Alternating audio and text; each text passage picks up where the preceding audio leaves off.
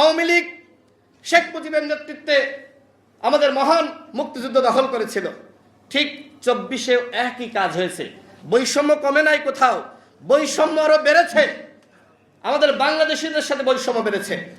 আমাদের দেশে যখন যে সরকার এসেছে, এটি বলতে হবে যে যারা ক্ষুদ্র নৃগোষ্ঠী বলেন বা যারা অন্য সম্প্রদায় বলেন, হিন্দু বলেন, খ্রিস্টান বলেন, প্রত্যেক সরকার কিন্তু দেশের মুসলমানের থেকে তাদের অধিকার প্রতিষ্ঠায় বেশি মনোনিবেশ দিয়েছে, কিন্তু এটি তারা স্বীকার করে না।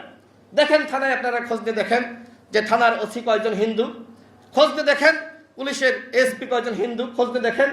অথচ তারপরেও হিন্দু বৌদ্ধ খ্রিস্টান ঐক্য পরিষদ, এগুলো বৈষম্য না? বাংলা মুসলমান যোগ করতে সমস্যা কোথায়?